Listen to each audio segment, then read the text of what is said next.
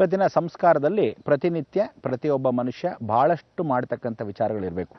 Simple ಆಗಿರಬಹುದು, ಆದರೆ ಪ್ರತಿಯೊಬ್ಬ ಮನುಷ್ಯ ಈ ಸಿಂಪಲ್ ನಾವುಗಳು ಏನು ಮಾಡ್ತೀವಿ ಅನ್ನೋದನ್ನು ತಿಳ್ಕೋಬೇಕು. ಸಾಧಾರಣ ಇರ್ಬೋದು, ಜೀವನ ಚರಿತ್ರೆ ಇರ್ಬೋದು, ಎಂಥದ್ದೇ ಆಗಲಿ ಆ ಕೆಲಸ ಕಾರ್ಯಗಳನ್ನು ಮಾಡಬೇಕು. ಮೊದಲಾಗಿ ನೀವು ಮಾಡಬೇಕಾದ್ದು ಈ ಒಂದು ಪೂಜೆಯನ್ನು ಮಾಡಿದ್ರೆ ಸಾಕು, ಈ ರೀತಿಯಾದ ಒಂದು ಆಚರಣೆಯನ್ನು ಮಾಡಿದ್ರೆ ಸಾಕು, ಜೀವನದಲ್ಲಿ ಎಲ್ಲವನ್ನು ಕಳ್ಕೊಂಡಿರೋದನ್ನು ಪರಿಪೂರ್ಣವಾಗಿ ಪಡ್ಕೊತೀರ. ಏನಪ್ಪ ಇಷ್ಟು ಮಾಡಿದ್ರೆ ಅಷ್ಟೊಂದು ಎಲ್ಲ ಪರಿವರ್ತನೆ ಮಾಡ್ಕೊತೀವ ಅಂತ ನೀವು ಅನ್ಕೋಬೋದು. ಖಂಡಿತವಾಗ್ಲೂ ಹೌದು.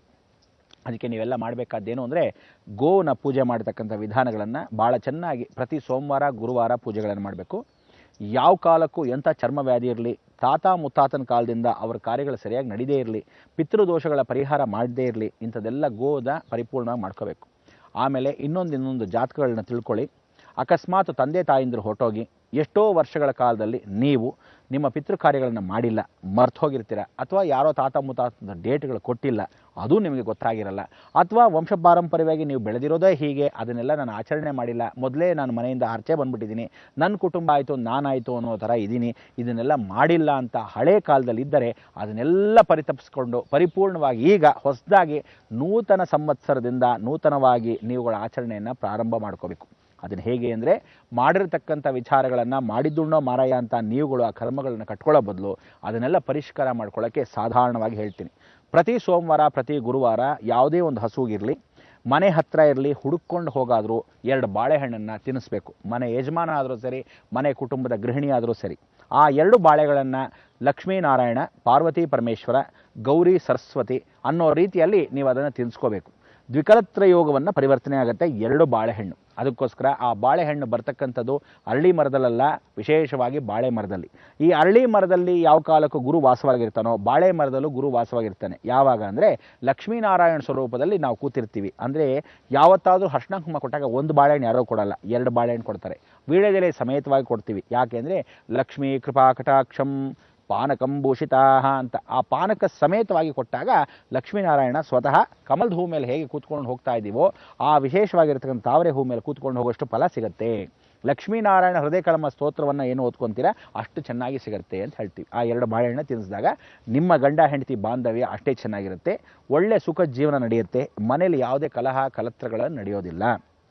ತದನಂತರ ಮನೆಯಲ್ಲಿ ಎಲ್ಲ ಸದಸ್ಯರು ಬೇಗ ಕೆಲಸಕ್ಕೆ ಹೋಗೋರಾಗಲಿ, ನಿಧಾನಕ್ಕೆ ಸ್ಕೂಲ್ಗೆ ಹೋಗೋರಾಗಲಿ, ಅಥವಾ ಬೇಗ ಕೆಲಸ ಮಾಡ್ಕೊಳ್ಳದೆ ನೀವುಗಳು ಮರ್ತು ಹೋಗೋರಾಗಲಿ, ನೀವೇನು ಮಾಡಬೇಕು, ಪ್ರತಿದಿನ 1 ಹಿಡಿಯನ್ನು, ಅಂದರೆ ಪ್ರತಿ ಸೋಮವಾರ ಅಥವಾ ಗುರುವಾರದಾದರೂ ಆಚರಿಸಬೇಕು. ಪ್ರತಿದಿನ ಮಾಡಿದ್ರೆ ಭಾಳ ಸಂತೋಷ. ಅನುಕೂಲ ಇದ್ದವರು ಇಲ್ಲದಿದ್ದವರು ಪ್ರತಿ ಸೋಮವಾರ ಪ್ರತಿ ಗುರುವಾರನ ಆಚರಿಸಬೇಕು. ಏನಂತ 1 ಹಿಡಿ ಅವರ ಕೈಯಲ್ಲಿರ್ತಕ್ಕಂಥ ಅಕ್ಕಿಯನ್ನು ತೆಗೆದು ಒಂದು ಪಾತ್ರೆಗೋ ಒಂದು ತಟ್ಟೆಗೋ ಒಂದು ಬಟ್ಲಿಗೋ ಹಾಕಿಟ್ಬಿಡಿ. ನೀವುಗಳು ಕೆಲಸಕ್ಕೆ ಹೋಗೋರು ಹೊರಟೋಗಿ ಮನೇಲಿರ್ತಕ್ಕಂಥ ಗೃಹಿಣಿ ಆ ಎಲ್ಲ ಪಾತ್ರೆಗಳಲ್ಲಿ, ಅಂದರೆ ಯಾವ್ಯಾರು ಅವರವರ ಕೈಯಲ್ಲಿ ಒಂದೊಂದು ಹಸ್ತಕ್ಷೇಪವಾಗಿರ್ತಕ್ಕಂಥ ಅಕ್ಕಿಯನ್ನು ಹಾಕಿದಿರೋ ಅದಕ್ಕೆ 1 ಅಚ್ಚು ಬೆಲ್ಲನ ಸೇರಿಸಿ ಪುಡಿಯನ್ನು ಮಾಡಿ, ಅದಕ್ಕೆ ವಿಶೇಷವಾಗಿ ಕಡಲೆ ಪುಡಿ, ಅಂದರೆ ಆ ಕಡಲೆ ಕಾಳುಗಳಾದರೂ ಹಾಕಿ, ಅಥವಾ ವಿಶೇಷವಾಗಿ ಕಡಲೆ ಬೇಳೆನಾದರೂ ಹಾಕಿ ಅದನ್ನು ಏನು ಮಾಡ್ಕೋಬೇಕು, ಹುರಿದಿಟ್ಕೊಂಡಿರ್ತಕ್ಕಂಥ ವಿಚಾರ ಇದಕ್ಕೆ ಹಾಕಿ ಹಸುಗೆ ತಿನ್ನಿಸ್ತಕ್ಕಂಥ ವಿಚಾರ. ಹಸುಗೆ ತಿನ್ನಿಸ್ಬೇಕಾದ್ರೆ ತಂಬಿಟ್ಟು ಮಾಡಿಕೊಂಡು ನೈವೇದ್ಯವನ್ನು ಮಾಡ್ಬೋದು, ಇಲ್ಲ ಇಷ್ಟು ಮಾತ್ರ ಮಾಡ್ಬೋದು. ಆ ಹಸುಗೆ ಎಷ್ಟು ಚೆನ್ನಾಗಿ ತಿನ್ನಿಸ್ತೀರೋ ಅಷ್ಟು ಗೋದೋಷಗಳು ಹೋಗುತ್ತೆ, ಹಸು ಭಾಳ ಸಮೃದ್ಧಿಯಾಗಿರುತ್ತೆ. ಈ ರೀತಿಯಾದ ಹಸುಗಳು ಅಕಸ್ಮಾತ್ ಸಿಕ್ಕಿಲ್ಲ ಅಂದರೆ ಹುಡುಕೊಂಡಾದರೂ ಹೋಗಬೇಕು, ಆವತ್ತಿನ ಕಾರ್ಯ ಮಾಡಲೇಬೇಕು. ಸಂಧ್ಯಾ ಕಾಲದಲ್ಲಿ ಸೂರ್ಯ ಅಳಗೋದೊಳಗೆ ನೀವು ಕೆಲಸವನ್ನು ಮಾಡ್ಕೋಬೇಕು. ಅದಕ್ಕೋಸ್ಕರ ಸೂರ್ಯ ಅಸ್ತಂಗತವಾಗೋಕ್ಕೆ ಮೊದಲು ನೀವು ಈ ಕಾರ್ಯವನ್ನು ಮಾಡಿದರೆ ಸರ್ವಕಾರ್ಯ ಸಿದ್ಧಿ. 2ನೇ ಭಾಗ.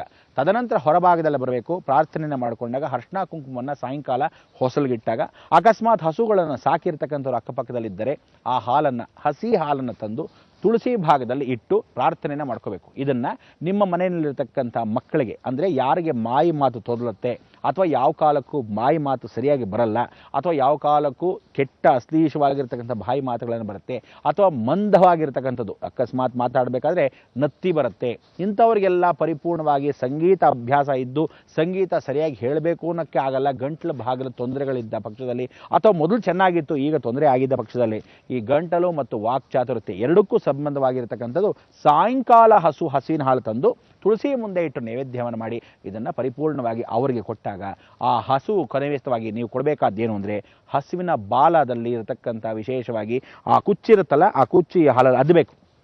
ಬಾಲದ ಕುಚ್ಚು ಈ ಹಾಲಲ್ಲಿ ಅದ್ದಾಗ ಆ ವಿಶೇಷವಾಗಿರ್ತಕ್ಕಂಥ ಒಂದು ಸಾನ್ನಿಧ್ಯ. ಗೋಮೂತ್ರ ಸ್ವಲ್ಪ ಮಟ್ಟಿಗೆ 1 ಸ್ಪೂನ್ ಆದರೂ ಅದರೊಳಗೆ ಸೋಕಿ ಇದನ್ನು ಕುಡಿಸ್ಬೇಕು. ಈ ರೀತಿ ಮಾಡಿಕೊಂಡ್ರೆ ನೋಡಿ ಹೇಗಿರುತ್ತೆ ಅಂದರೆ ಅಷ್ಟು ಚೆನ್ನಾಗಿರುತ್ತೆ. ತದನಂತರ 3ನೇ ಭಾಗ ಇರತಕ್ಕಂಥ ವಿಶೇಷ, ಪ್ರತಿದಿನ ಗರ್ಕೆ ಹುಲ್ಲನ್ನು ನೀವು ಈ ಕ್ರಮವಾಗಿ ಮಾಡ್ಕೋಬೇಕು. 21 ಗರ್ಕೆ ಹುಲ್ಲನ್ನ ಗಣಪತಿಗೆ ಇಡಬೇಕು. ಮೊದಲಾಗಿ ಗಣಪತಿಗೆ ಇಟ್ಟಿರೋ ಗರ್ಕೆ ಹುಲ್ಲನ್ನ ಬೆಳಗಿನ ಜಾವದ ತೆಗೆದುಬಿಟ್ಟು ಕುದಿಯೋ ನೀರಿಗೆ ಹಾಕಬೇಕು. ಚೆನ್ನಾಗಿ ಕುದಿಸಿ ಶೋಧನೆ ಮಾಡಿ ಆ ಶೋಧಿಸಿರೋತಕ್ಕಂಥ ನೀರನ್ನು ಹಾಲಿಗೆ ಹಾಕಿ ಕುಡಿಸ್ಬೇಕು. ಯಾರಾದರೂ ಕುಡೀರಿ, ನಿಮಗೆ ಸರ್ವವ್ಯಾಧಿ ಗುಣವಾಗುತ್ತೆ. ಅಕಸ್ಮಾತ್ ದೇಹದಲ್ಲಿರ್ತಕ್ಕಂಥ ರೋಗಗಳು, ಒಳಭಾಗದಲ್ಲಿ ಗೊತ್ತಿಲ್ಲದೆ ಇರತಕ್ಕಂಥ ರೋಗಗಳು, ಲಿವರು ಡ್ಯಾಮೇಜ್ ಇದ್ದರೆ ಕ್ಲಿಯರ್ ಮಾಡುತ್ತೆ. ಇನ್ವರ್ಟೆಡ್ ಆಗಿರ್ತಕ್ಕಂಥ ಕಾನ್ಸ್ಟಿಪೇಷನ್, ಕೆಲವರು 3 ಸಲ ಬಾತ್ರೂಮು, 3 ಸಲ ಲೆಟ್ರಿನು ಆ ರೀತಿ ಹೋಗ್ತಾ ಇರ್ತಾರೆ, ಅಥವಾ ಹೋಗೋದೇ ಇಲ್ಲ ವಾರಗಟ್ಟಲೆ. ಇಂಥ ತೊಂದರೆಗಳಿದ್ದ ಪಕ್ಷದಲ್ಲಿ ಅದು ಪರಿವರ್ತನೆ ಆಗುತ್ತೆ. ಕಣ್ಣಿನ ಕಾಂತಿಗಳು ಸರಿಯಾಗಿಲ್ಲದ ಪಕ್ಷದಲ್ಲಿ ಕಣ್ಣಿನ ಕಾಂತಿಗಳು ಬರುತ್ತೆ.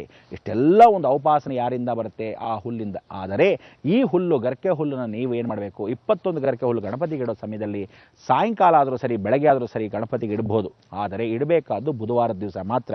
ಆ ಬುಧವಾರ ಇಟ್ಟಿರ್ತಕ್ಕಂಥ ಗರ್ಕೆ ಹುಲ್ಲು 21 ದಿವಸ ಇಟ್ಟಾಗ ಪರಿಪೂರ್ಣವಾಗಿ 21 ಬುಧವಾರ ಆಗುತ್ತೆ. ಆದರೆ 21 ಬುಧವಾರಗಳು ನೀವೇನು ಮಾಡಬೇಕು, ಬೇರೆ ಬೇರೆ ಗಣಪತಿಗಳನ್ನ ಇಡ್ತಾ ಬರಬೇಕು.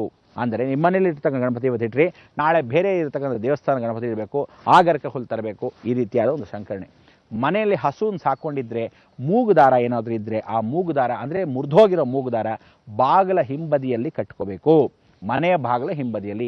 ಯಾರ ಮನೆಯಲ್ಲೂ ಹಸುಗಳಿಲ್ಲ, ಯಾರ ಮನೆಯಲ್ಲೂ ಬಾಗಿಲುಗಳಿಗೆ ಕಟ್ಕೊಳ್ಳೋಕ್ಕೆ ಅವಕಾಶವಿಲ್ಲ, ಹೊರಭಾಗದಿಂದ ತೊಗೊಂಬಂದು ಆದರೂ ಮೂಗುದಾರ, ಮುಗ್ದೋಗಿರ್ತಕ್ಕಂಥ ಮೂಗುದಾರ ಮನೆಯ ಬಾಗಿಲು ಹೊರಗಡೆ, ಅಂದರೆ ಮನೆಯಿಂದ ಹೊರಗಡೆ ಹೋಗಬೇಕಾದ್ರೆ ಮೂಗುದಾರ ನಮಸ್ಕಾರ ಮಾಡಿ ಬಾಗಿಲನ್ನ ತೆಗೆದು ಹೋಗ್ಬೇಕು. ನೀವು ಆ ಥರ ಇಟ್ಕೋಬೇಕು. ಅದು ಡಬಲ್ ಡೋರ್ ಆಗಲಿ, ಸಿಂಗಲ್ ಡೋರ್ ಆಗಲಿ. ಆ ರೀತಿ ಮಾಡಿಕೊಂಡಾಗ ಮನೆಗೆ ಯಾವತ್ತೂ ಅಪಮೃತ್ಯು ಬರೋದಿಲ್ಲ. ಅನ್ಯಾಚುರಲ್ ಡೆತ್ ಬರ್ತಕ್ಕಂಥ ವಿಚಾರ, ನ್ಯಾಚುರಲ್ಲಾಗಿ ಬರ್ತಕ್ಕಂಥ ಡೆತ್ ಮಾತ್ರ ಬರುತ್ತೆ.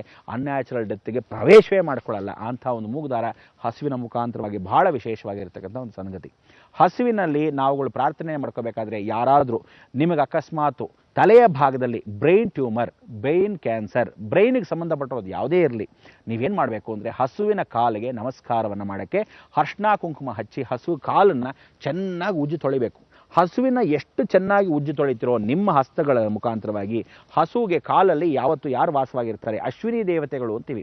ಅಶ್ವಿನಿ ದೇವತೆಗಳೇ ಆಯುರ್ವೇದವನ್ನು ಕಂಡುಹಿಡಿದರು. ಅಶ್ವಿನಿ ದೇವತೆಗಳೇ ಭೂಮಿಗೆ ತಂದಿರತಕ್ಕಂಥ ಆರೋಗ್ಯವಾಗಿರ್ತಕ್ಕಂಥ ಗುಣಗಳನ್ನು, ಮೂಲಿಕೆಗಳನ್ನು ತಂದಿರೋದು.